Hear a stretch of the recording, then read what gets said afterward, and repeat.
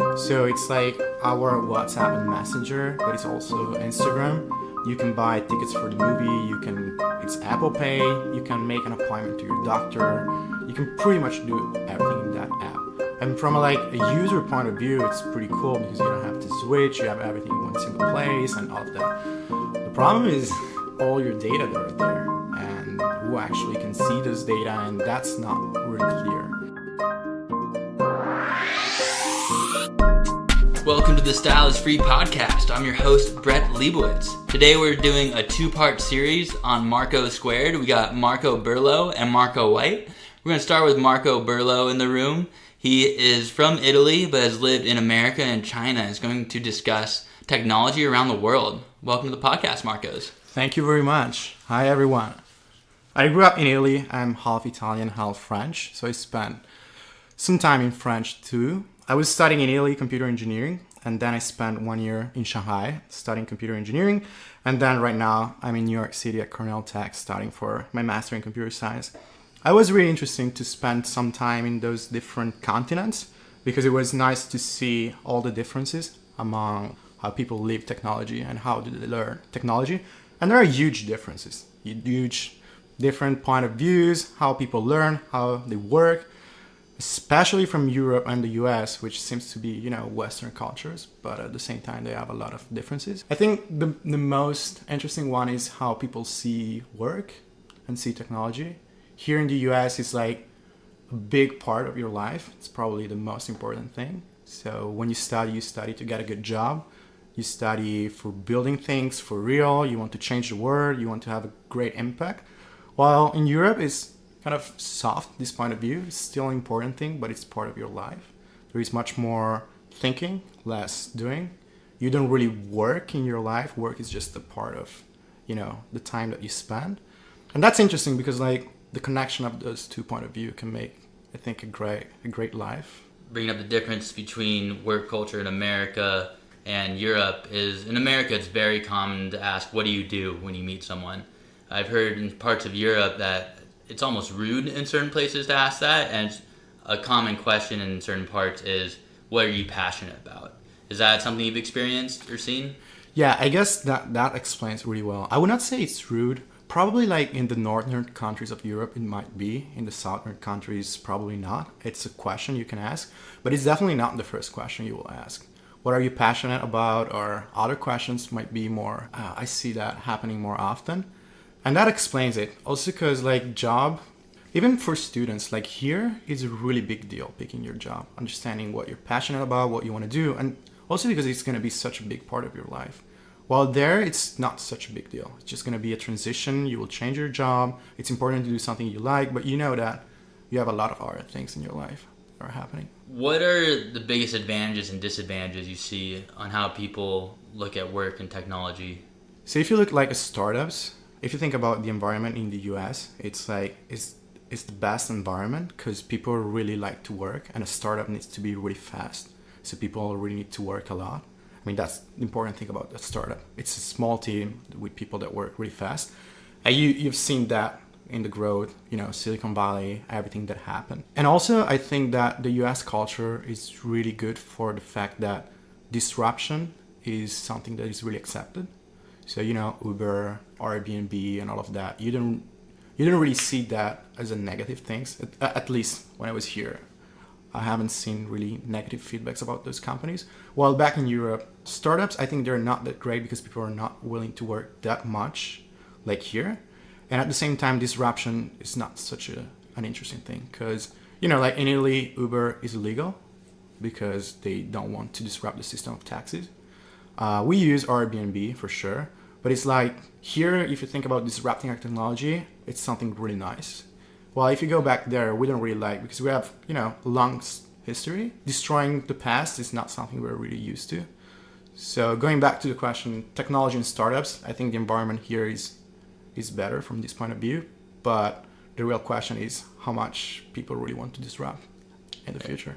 That's really interesting because here, so even things that have been around a while, like government, education, are almost hard to disrupt as well because they've kind of been in this same routine for a few hundred years. But I guess in Europe, it's even a few thousand years at this point. So even crazier and harder to disrupt and change things. How do you compare the two to China and Shanghai? Well, China is tough because it's such a different world that it's hard to judge for someone that grew up here or spent a lot of time. But I feel it's a total different world because like people have a complete different vision of pretty much everything. Because politics is different. Europe and the U.S. has a pretty similar system of politics and human rights and all of that. China people come from a generation of like parents that were not even able to buy food. So right now the fact that they're able to be employee and have a job, it's something that it's good for them. They work a lot. They definitely work a lot for really low salaries. On average, of course, there are really rich people there. And that's different. But I don't really know how the startup system could go there because it's true that they work a lot, they have technology, they have really smart people, but I wonder the power of the government, how it can influence the technology environment. I mean, if you think about it, there are few really big companies and like Tencent that owns pretty much all the data of people. I don't know the relation with the government and how it will end up. Here, Facebook went to the Congress for something really small compared to what could happen there. Right, and you bring up Tencent, which I find very interesting, that China kind of has its own ecosystem of technology and startups, and I don't know a whole lot about it, but I know the Great Firewall, people talk about that they're kind of cut off from the outside world, so it looks like there's been opportunities for these sorts of companies to create their own ecosystem that is similar to Facebook or Venmo, but it's kind of all wrapped up with Tencent and WeChat and stuff like that. How do you see the differences between those different platforms in China and America and Europe? The cool thing is that in WeChat, which is owned by Tencent, you can pretty much do everything. So it's like our WhatsApp and Messenger, but it's also Instagram. You can buy tickets for the movie. It's Apple Pay. You can make an appointment to your doctor. You can pretty much do everything in that app. And from a user point of view, it's pretty cool because you don't have to switch. You have everything in one single place and all of that. The problem is all your data that are there and who actually can see those data, and that's not really clear. It seems that it's not a big problem from people there. Well, I don't know, probably they have a different vision of politics and personal data and personal information. They just use it, or maybe they don't really know. Some of them, of course, not everybody. And that's scaring me. That scares me a lot because, when you have few people that have the real power in a country and they also own the data of all these people, and as you say, there is the Great Firewall, which is real. Why it's there, I don't know. This year they blocked also WhatsApp, so you're not able to use WhatsApp. When I was there 2 years ago, I could not use YouTube, I could not use Google. I had to use their system, which you can easily prove that, they're filtered for some information. Also, our system has some kind of filtering as well, but in some way the vision of technology in China kind of scare me because it's a lot of people, a lot of data, and really great technology that can be used in a really bad way. But we'll see. Do you know much about GDRP and the regulations going on in Europe right now? Yeah, I mean, I know from a theoretical point of view what's the idea, and I mean the idea is great because the right to be forgotten is something that we should think of because many people are living their life in such a negative way because of permanent data that they have on internet, and we should own our data, or at least that's what the European Union is thinking about. So if you don't want to be on a system anymore, you should disappear from it. But as always, Europe is really good at thinking, but giving the ways on how to actually do it, I don't think they have that really clear. So how that's gonna happen, I don't really know. It was actually today a statement of Google on how they're working on that, but it's such a very hard mission to achieve that I don't really know how that's going to happen. Yeah, I'm in a tech media democracy class, and with everything with Facebook coming on right now and GDRP, that there's a lot of, we need to protect people's data and that people can't sell other people's data, and there's a whole thing with e-commerce. They're on the internet, people are always grabbing your data, what you buy, how long you stay on something. So to take the current state of the world and kind of pull it back behind regulation is probably good in some ways in theory, but actually applying that and regulating it seems very difficult. How do you see the future communities and the way people work in Europe and the US and China? How do you see that progressing as the world gets smaller and these barriers and distances become smaller? I think in general, I have a really optimistic view of how the technology world is going to change. Mainly because if you look at the history of technology, I mean, the recent one, the last revolution or the last few technological revolutions were, created by few people. The web was invented at CERN in Switzerland, and then all the applications were, built in Silicon Valley, and you had Microsoft, Google, then Apple, all of them. So it was really few players in the game. But what's interesting right now is that you have pretty much all Asia that is working really hard in both AI and all that is related to blockchain, which are really two good technologies for the future. So I hope that new technological revolution will be for more people, not for a strict, for a small group of people that would get a lot of money. So I think there is great potential in that, but at the same time, I think people should think more about all the effects, because we have fake news and we have really great technologies to generate even worse fake news. You can fake videos of people. Blockchain seems great, but again, you really need to make sure that you want to follow the principle of blockchain, such as transparency and the democracy behind it, because it's really easy to fake it, give it the appearance, but then few people really control it. It might be really interesting to see who's going to play and who's going to, make the next revolution. But there's definitely a lot of players. Anything else on technology around the world that you're passionate about? Well, I was really happy actually today, just to say something good about Europe, that they finally realized that they're completely losing the competition for AI, because, the US are great, we know that, and Asia, especially China, they're really good.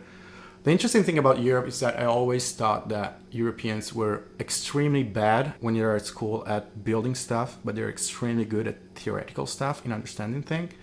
And I never really understood why they did not have really big centers for AI research, which they have. They did DeepMind, it was acquired by Google. You have some of them, but big investment by the government and the European Union just to, for the research, because there are really smart people that just want to stay their research doing statistics. And so they're finally doing it, and that's going to be pretty cool. So hopefully something's going to happen there as well. You just remind me of something. Speaking of the European Union, what are your thoughts on Brexit and how that affects technology in Europe?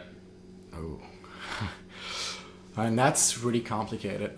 First of all, I don't really know, what's going to happen. Are they really... So right now, they're still, trying to understand what's going to happen. So I think no one really knows from a political point of view what are the first steps. I think the biggest lesson we got from Brexit is about how you can actually manipulate elections, important elections with internet, which is pretty much the same argument people bring with the election of Trump in the US. And we had a referendum in Italy as well. So now every time there is a big political decision, we see the effects of fake news and stuff like that. And that's pretty interesting from a technological point of view and an ethical point of view. You watch Black Mirror at all? Oh, yeah. Yeah, what's the Waldo episode, I think it's called? It's a politician, but it's basically an AI. That one's interesting. It's basically this really wacky, kind of offensive political figure that's a cartoon that comes on screen. I can't remember if he wins the election or not to give spoilers, but it goes very far, and people are really into it. And just very interesting how... I love Black Mirror in general, how it's very reflective of society.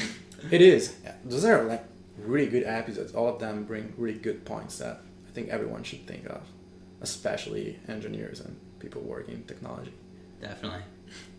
Awesome. Well, thank you, Marco. Thank you. Learned a lot about Europe, US, China, around the world, how they view technology and where we think it's going. Appreciate it. Thank you very much for the time.